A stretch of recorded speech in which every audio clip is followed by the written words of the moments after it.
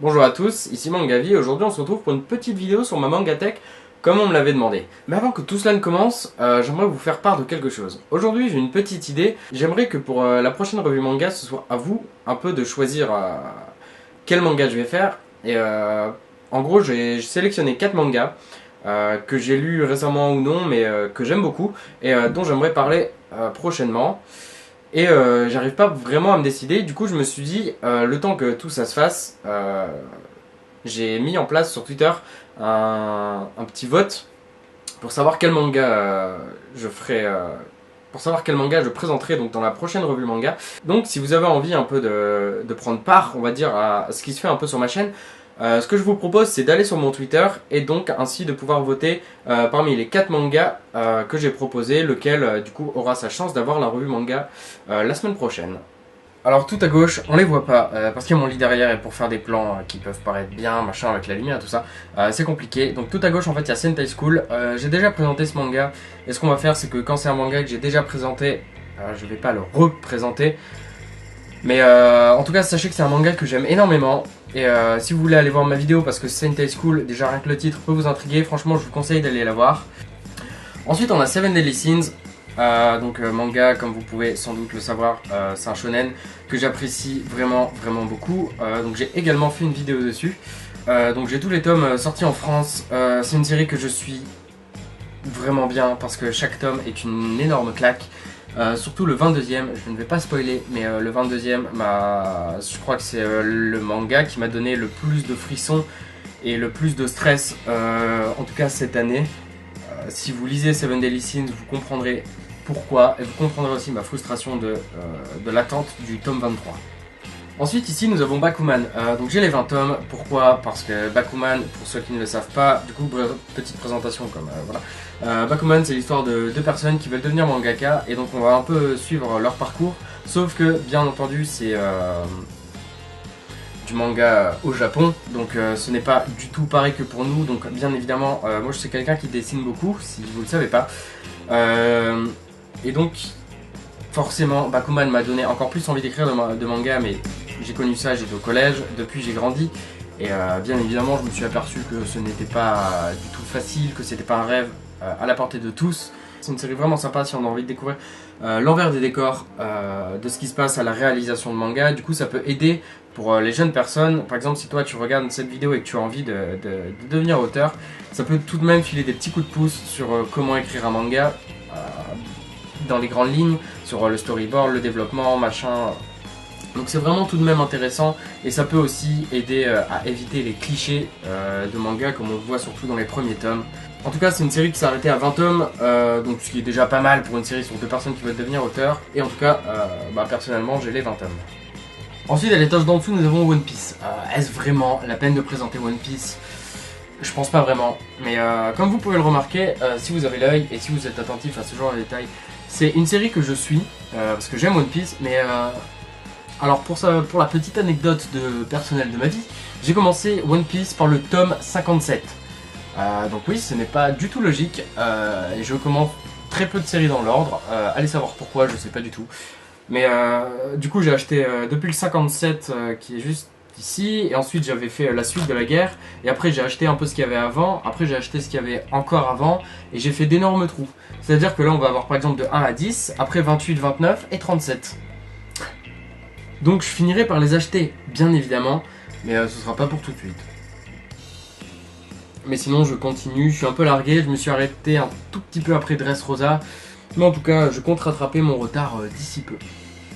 Alors ensuite ici on va avoir quelques mangas français, donc Mecha Z, donc histoire sur un jeune homme qui soi-disant ne veut pas devenir pilote de mecha et qui finira par être pilote de mecha. Je le présenterai aussi très prochainement parce que c'est un manga français que j'ai lu et qui m'a tout de même plu, malgré quelques petits inconvénients dont je parlerai du coup prochainement dans une vidéo. Ensuite nous avons Loa, donc aussi un manga français, j'ai pas accroché, principalement à cause du dessin. Et niveau scénario, c'est intriguant sur le premier tome, mais ça m'a pas assez plu pour que je continue malheureusement la série. Ensuite nous avons Outlaw Players, donc manga dont j'ai déjà parlé dans une vidéo, dans même 2 vidéos. Si vous avez vu ces vidéos, vous pouvez savoir que j'aime ce manga malgré un début qui a été quelque peu difficile pour moi. En tout cas, niveau dessin, on peut rien leur reprocher. Ensuite, on pourra retrouver Booksters, donc ceux qui ont vu ma toute première vidéo, c'était sur Booksters. J'ai fait une vidéo sur le tome 2 et je ferai probablement une vidéo aussi sur le tome 3 qui est sorti il y a peu. Je n'ai pas encore lu, je vous montrerai pourquoi en fin de vidéo. Vous allez comprendre pourquoi je peux pas encore forcément lire ou faire des vidéos sur ce que j'ai promis. Mais en tout cas, la vidéo du tome 3 arrivera. Ensuite, nous avons Green Mechanic, donc je l'ai également présenté en vidéo. J'ai vraiment adoré, il y a une intrigue vraiment bien menée, les dessins sont vraiment très beaux et sortent vraiment de l'ordinaire. Donc franchement, je vous conseille d'aller voir ma vidéo pour vous donner un avis plus concret sur Green Mechanic, parce que c'est un manga pour moi qui vaut vraiment le coup en tant que manga français. Ensuite, c'est Selmy Pity, j'ai pas encore fait de vidéo dessus. J'ai vu Elsa Brandt à la Japan Expo et je lui ai dit de toute façon que je ferai une vidéo sur Selmy Pity parce que c'est un manga que j'aime beaucoup. J'ai pas acheté tous les tomes parce qu'on me les avait prêtés et je vais les acheter, mais plus quand ce sera pour la vidéo, pour les relire et plus pouvoir vraiment donner un bon avis sur cette série qui donc est finie en 5 volumes. Mais pour le moment, je les ai pas encore. Ensuite, nous avons Radiant. J'ai vu Tony Valente une fois dans une boutique à Lille. J'ai eu la chance donc d'avoir une dédicace parce qu'il n'y avait pas encore trop de monde, c'était pas encore aussi populaire que ça l'est de nos jours. Mais en tout cas, c'est une excellente série. J'ai également fait une vidéo dessus. Donc si jamais l'univers fantastique vous intrigue et que vous aimez aussi pas mal l'aventure, la magie et tout ça, franchement, je vous conseille fortement Radiant. Ensuite là, il y a un trou, c'est normal. C'est parce que j'ai prêté d'Encre de Feu, donc un manga qui m'a vraiment plu. J'en ai également fait une vidéo où j'ai fait une grosse mise en scène. La vidéo a été tournée dans un bar pour faire ambiance taverne. Il y avait quelques costumes, on a essayé de faire un peu de décor et tout ça. Donc franchement, je vous conseille d'aller voir la vidéo parce que c'est un manga qui m'a fortement plu. Et ce qui explique pourquoi j'ai fait une aussi grosse mise en scène et une aussi grosse vidéo pour un manga français. Ensuite, on a Double Me, que j'ai fortement apprécié, que j'ai énormément mis en avant. Et j'attends le tome 2 pour critiquer ce manga. Pas forcément en positif, vous comprendrez pourquoi, mais quand j'ai su certaines choses à propos de ce manga et ses auteurs, j'étais pas mal déçu. Là nous avons Hat Trick, donc manga français, il y a 10 tomes de sortie sur le net en fait. Ça a d'abord été une série format numérique qui depuis peu est sortie en format papier grâce au soutien de tous ses lecteurs. J'ai eu la chance qu'il m'offre un des tomes parmi les 3 achetés à la Japan Expo. Il faut que je fasse une revue dessus. Mais comme vous le savez sans doute, j'aime beaucoup faire des introductions. Et pour être trick, j'ai envie de faire quelque chose. Mais c'est un univers un peu sur le football. Et si vous le savez pas, j'aime pas le foot. Donc ça va vraiment en fait être compliqué pour moi de faire une introduction sympa sur un univers que j'aime pas. Mais le manga est vraiment sympa et sort un peu du lot, donc j'ai quand même très envie de vous faire cette vidéo. Ensuite on retrouve Alchimia, donc j'ai également fait une vidéo dessus, ça a été ma 3e vidéo il me semble. Donc c'est un manga qui m'a fortement plu. Par contre, petit inconvénient, la sortie du tome 2 se fait vraiment attendre pour le moment. Je sais qu'il y a eu énormément de choses qui ont fait que les auteurs ont un petit retard, mais j'attends quand même le tome 2 avec impatience pour vraiment avoir un avis concret sur cette série. Parce que c'est un shoujo, et comme vous le verrez dans la mangatech, il n'y a pas tant de shoujo que ça. Même si j'aime en lire et que j'en lis de temps en temps, c'est compliqué à certains moments. Et donc j'attends le tome 2, savoir si la série vaut vraiment le coup et s'il y a un dénouement qui se fait ressentir et que l'intrigue se développe un peu plus. Ensuite nous avons Red Ice World, donc titre de l'anime c'est Akame ga Kill, donc excellente série. J'ai également encore fait une vidéo dessus, mais c'est vraiment une très bonne série que j'aime fortement. Le tome 13 est sorti, je l'ai acheté, je ne l'ai pas encore lu. Il y a également Akame ga Kill 0 qui est sorti. Donc Akame ga Kill 0 c'est ce qui se passe avant, donc c'est l'histoire d'Akame. Je vais probablement faire une vidéo sous peu, d'ailleurs il est dans les choix des votes pour la semaine prochaine. En tout cas j'aime vraiment beaucoup cette série. Si vous aimez Game of Thrones, sachez que les morts c'est aussi inattendu dans Akame ga Kill que dans Game of Thrones. Donc je pense que ça peut motiver certaines personnes à aller lire cette superbe série. Oui, il y a du Naruto, mais on le fera après parce que ça commence là-bas. J'ai voulu les mettre tous alignés, mais vous comprendrez pourquoi après. Ensuite, Dreamland, donc manga français, pour ceux qui ne connaissent pas, j'ai également encore fait une revue dessus. On est au tome 17, ce qui est quand même vraiment assez important pour une petite série française. Donc Renaud Lemaire, l'auteur de Dreamland, je l'ai rencontré à plusieurs reprises, c'est vraiment quelqu'un de vraiment super sympa. En tout cas, sachez que Dreamland est l'un des mangas qui montre que le manga français a aussi pas mal de potentiel, parce que il y a autant de personnages plus fous les uns que les autres. Ils sont aussi tous attachants, on peut s'identifier facilement à n'importe quel personnage parce qu'ils ont tous une personnalité. Si vous connaissez pas, je vous le conseille fortement. Visiteurs du futur, donc la brigade temporelle, manga que je n'ai pas encore lu, on me les a prêtés. Les Torches d'Archilion, pareil, je les ai pas encore lus, mais c'est un manga qui, d'après ce qu'on m'a dit, est vraiment super aussi. Donc je peux pas vraiment dire quoi que ce soit dessus, sachant que c'est des séries que j'ai pas lues. Ensuite, nous pouvons retrouver ici Black Clover. J'ai que le tome 1, oui, parce que j'aime beaucoup cette série, mais j'ai pas assez accroché pour acheter tout d'un coup. Mais je ferai une revue dessus parce que c'est un manga qui m'intrigue beaucoup et qui pour moi est vraiment très intéressant et d'après ce qu'on m'a dit se développe vraiment très bien. Donc je ferai vraiment très probablement une vidéo, je sais pas quand, je peux pas vous promettre quand parce que j'ai beaucoup de mangas dont j'ai très envie de parler. Ensuite, pour trouver Blood Blockade Battlefront, j'ai fait une vidéo dessus. Très bon manga. Graphiquement, c'est pas forcément bon à 100%, mais il y a quelque chose, c'est vraiment un style très intéressant. Donc, c'est l'auteur de Trigun. J'en ai parlé dans une vidéo, donc si jamais vous avez un peu envie, ça vous intrigue ou quoi que ce soit, vous pouvez aller voir. Ensuite, nous avons Soul Eater. Donc, oui, j'ai 1, 16, 18, 20, 22, 23, 24, 25. Donc, comme je l'ai dit avec One Piece, je n'ai pas forcément tous les tomes dans l'ordre. Je sais pas pourquoi. En fait, de temps en temps, ça m'arrive, genre une couverture qui claque, je vais acheter le tome, et ça a été un peu le cas pour Soul Eater. Ce qui est dommage parce que c'est une très très bonne série, mais j'ai vu tout l'animé, et à partir du 16e, en fait, on peut dire que c'est la deuxième partie, ce qui n'est pas sorti en animé. Donc, j'ai la suite, mais j'ai pas forcément ce qu'il y a avant. Ensuite, on peut retrouver Gamaran. Il y a 20 tomes au total, 20 ou 22, je ne sais plus exactement. Mais très bonne série. Donc c'est sur l'histoire de personnes qui veulent succéder à leur père donc pour le royaume. Et le père décide que pour qu'il y ait pour décider qui sera le vainqueur en fait du tournoi qu'il va organiser et pour savoir qui va lui succéder, il va demander à chacun de ses fils en fait de choisir un combattant qui combattra en fait en son nom.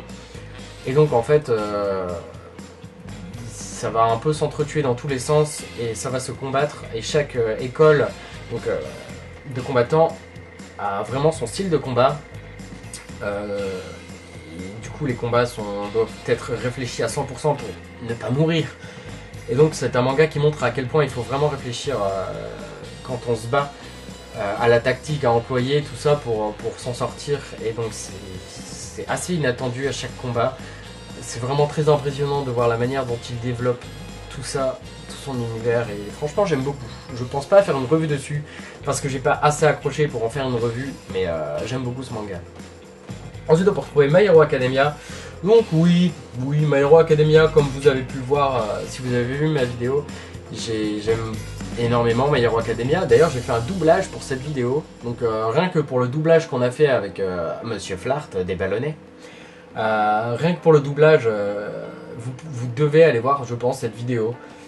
Donc oui, j'ai tous les tomes sortis, même le Vigilante, donc My Hero Academia Illegal, ce qui est très bon. On sent qu'il y a en tout cas, c'est très bon pour un début. Je ferai une vidéo dessus où je ne ferai pas de doublage parce qu'il n'y a pas d'animé. Mais je pense faire une vidéo dessus, comme d'habitude, je vous dis que je pense, mais je sais même pas si au final je le ferai vraiment. Donc en tout cas j'aimerais faire une vidéo dessus. Ensuite pour retrouver Ultraman, donc comme vous pouvez le savoir, j'aime l'univers Super Sentai. J'ai fait une vidéo dessus, pas avec un doublage mais avec une introduction où j'ai parlé au-dessus de vidéos donc de la vieille série.